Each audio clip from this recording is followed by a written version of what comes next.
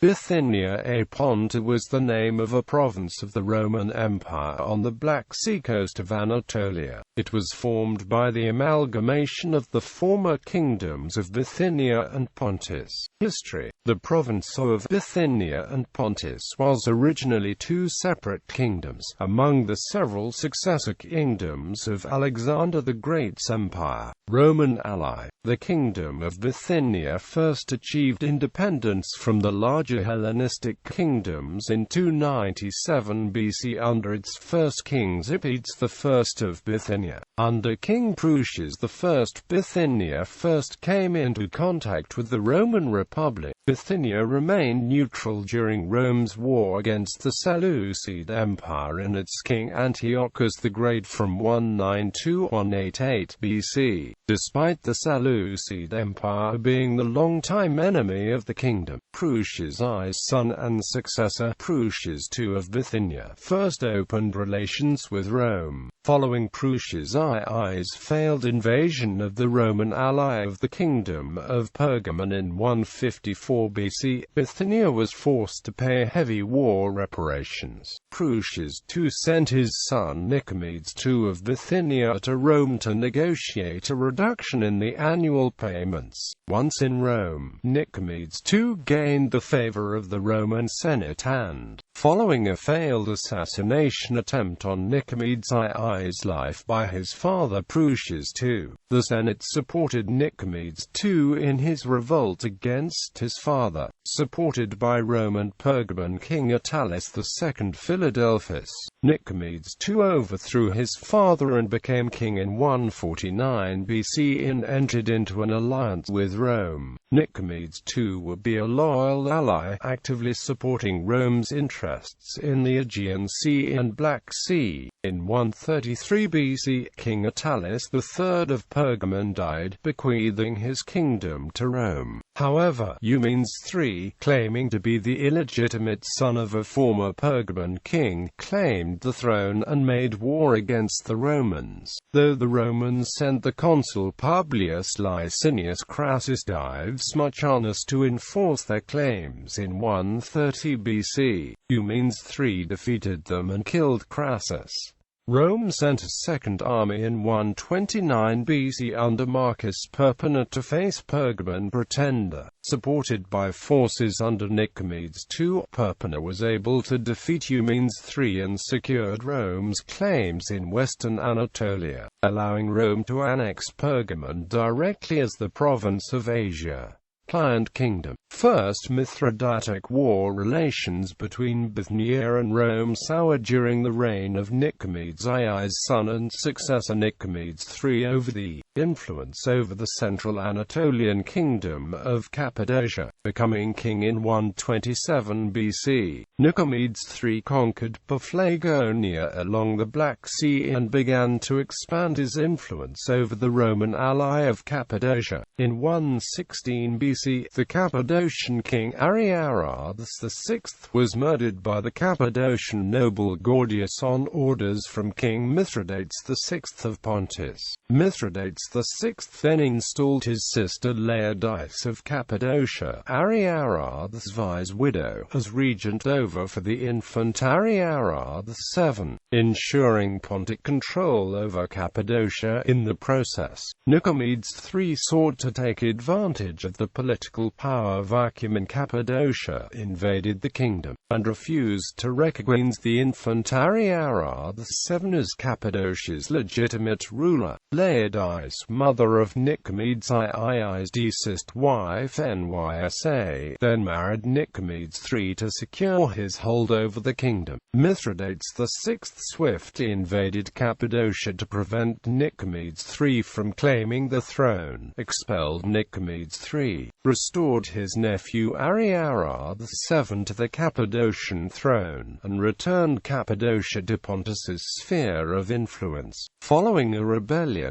by Cappadocian nobles in 97 BC against Pontic control, both Nicomedes III and Mithridates VI sent emissaries to Rome in 95 BC asking the Republic to intervene in the struggle for dominance over the kingdom. The Roman Senate did not side with either party, however, and demanded both to withdraw from Cappadocia and ensure its independence. The next year, in 94 BC, Nicomedes III died and was succeeded by his son, the pro-Roman Nicomedes IV of Bithynia, as king. In 93 BC, ignoring Rome's command to not interfere with Cappadocia's independence, soldiers from the Kingdom of Armenia under Tigranes the Great, son-in-law of Mithridates VI, invaded and conquered Cappadocia at the behest of the Pontic king. With Cappadocia secured, Mithridates VI invaded Bithynia, defeating Nicomedes IV in 90 BC, annexing his kingdom. Nicomedes IV sought the protection of Rome. Upon arriving in Italy, the Senate sent a delegation to Pontus,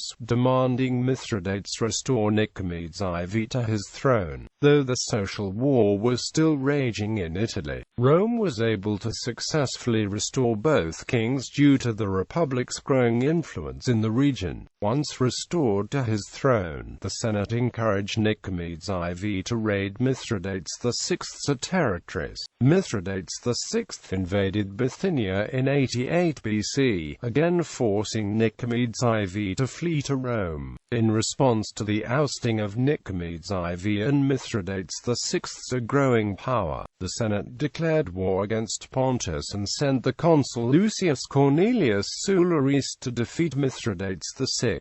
Rome's victory over Mithridates VI in 85 BC and the subsequent Treaty of Dardanelles secured Rome as the major power in Anatolia, restored Nicomedes IV to his throne, and further brought Bithynia into closer ties with the Republic. From 80 BC to 78 BC, during the dictatorship of Sulla, Julius Caesar fled to Bithynia to avoid being killed in Sulla's proscription. Third Mithra Datuk War. Due to the internal political struggle between Lucius Cornelius Sulla, Gaius Marius, and Lucius Cornelius Cinna, Rome had been unable to definitively defeat Pontic King Mithridates VI. In 74 BC, King Nicomedes IV of Bithynia died and, hoping to secure his kingdom from further Pontic aggression, bequeathed his kingdom to Rome. The Senate immediately voted to annex the kingdom as a province directly governed by the Republic. Nicomedes IV's death caused a power vacuum in Asia Minor, allowing Mithridates VI to invade and conquer the leaderless kingdom. With Mithridates VI again having designs on Roman protectorates in Asia Minor, including Bithynia, Rome launched a third war against Pontus. Dispatching consul Lucius Licinius Lucullus to Asia, Rome drove Pontus and its ally Armenia out of Asia proper, reasserted Roman dominance over Anatolia by 71 BC, and conquered the kingdom of Pontus. Mithridates VI then fled to his ally the kingdom of Armenia, which was invaded by Lucullus in 69 BC. Despite his initial successes, however, Lucullus was unable to bring the war against Pontus to a close as Mithridates VI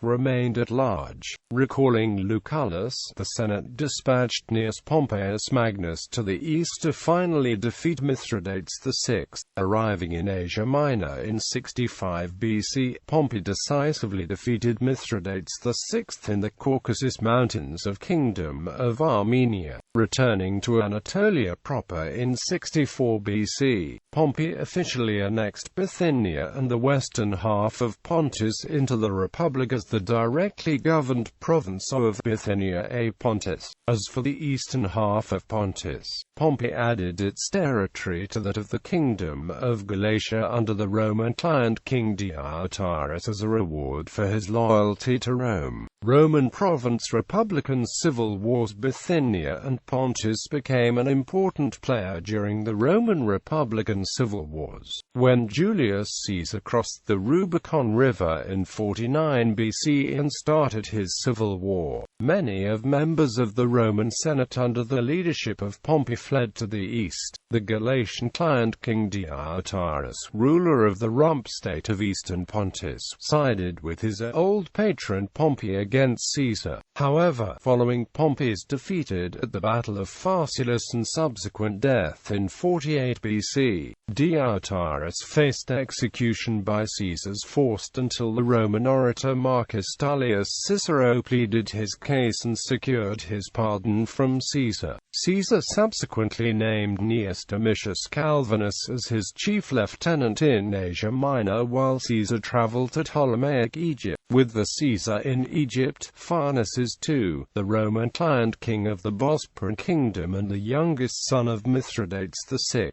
seized the opportunity and conquered Colchis and Lesser Armenia. The rulers of Cappadocia and Galatia, Ariobarzanes III and Diotarus respectively, appealed to Calvinus for protection, and soon the Roman forces sought battle with Pharnaces II. They met at the Battle of Nicopolis in eastern Anatolia in 48 BC, where Pharnaces II soundly defeated the Roman army and overran much of Cappadocia, Pontus, and Bithynia. After defeating the Ptolemaic forces at the Battle of the Nile, Caesar left Egypt in 47 BC and traveled through Syria, Cilicia, and Cappadocia to face Pharnaces II. As Pharnaces II gained word of Caesar's approach with his veteran army, he sent envoys to seek a peace, which Caesar refused. Caesar met Pharnaces II at the Battle of Zela, decisively defeating the Pontic king and reassessing Roman dominance over Asia Minor. Upon his return to the Bosporan kingdom, Pharnaces II was assassinated by his son-in-law Asander. In return, Caesar named Asander as the kingdom's new Roman client king. Caesar then incorporated Lesser Armenia into the Roman client kingdom of Cappadocia to serve as a buffer between Rome's interests in Asia Minor, against future aggression from eastern kingdoms.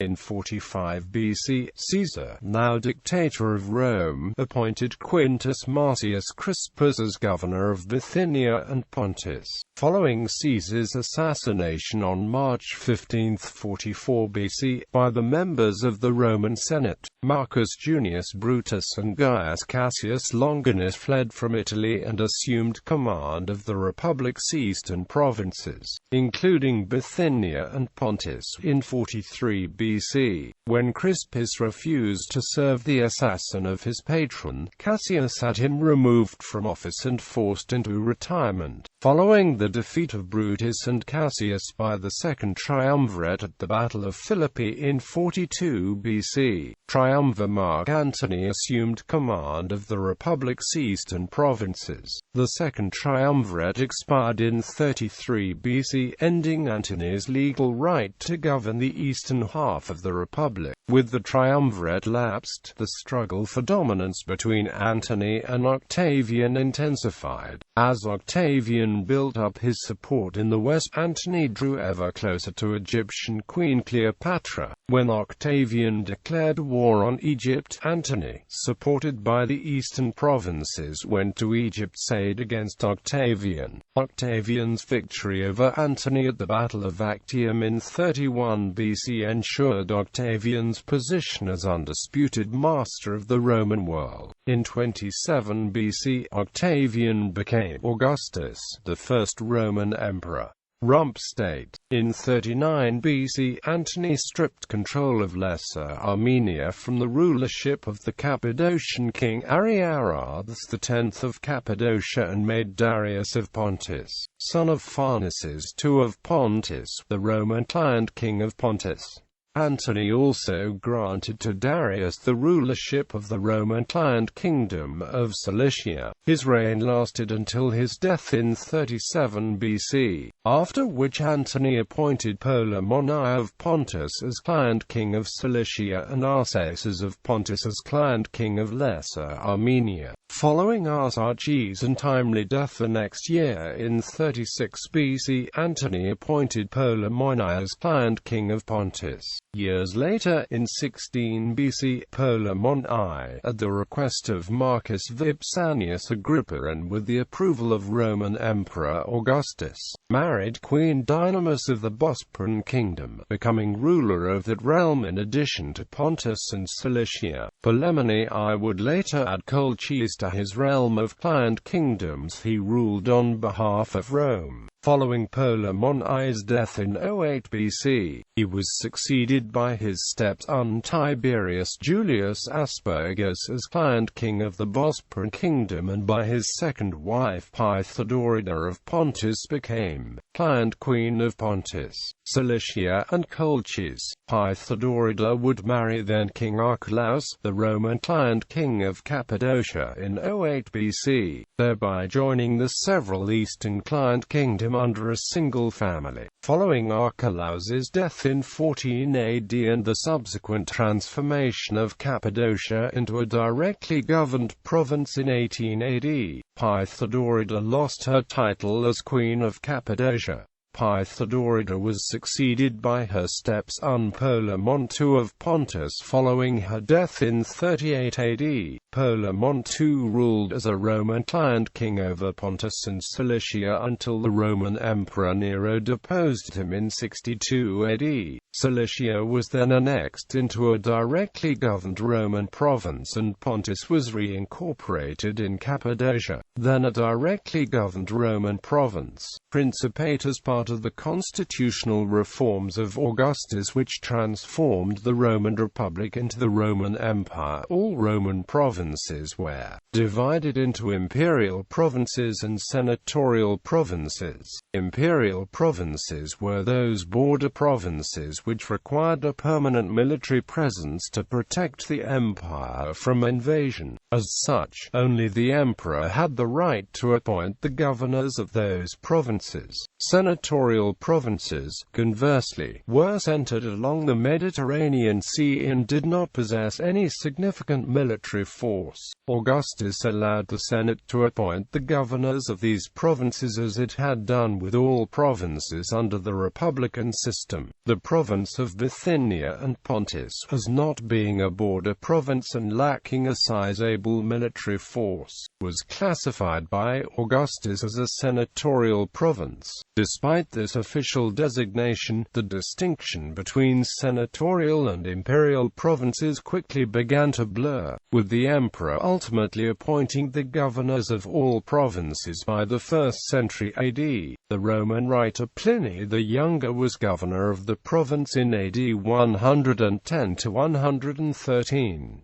His epistolae to Emperor Trajan are a major source on Roman provincial administration. Under the administrative reforms of Emperor Diocletian, Bithynia and Pontus was divided into three smaller provinces: Bithynia, Honorius and Paphlagonia. These belonged to the Diocese of Pontica, in turn part of the Prefecture of the East Byzantine Empire. Following the Muslim invasions of the 640s AD, the Byzantine Empire reorganized its provincial structure into themes. The province of Bithynia and Pontus was reorganized into the Bucellarian, Opsikion, and Optimatoire themes.